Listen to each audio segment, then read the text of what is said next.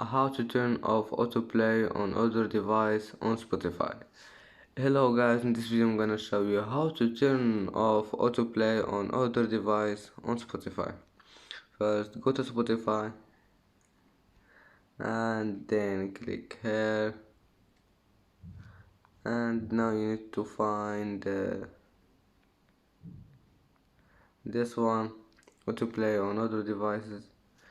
Click on it, turn it off, and as you see, autoplay on other device has been turned off.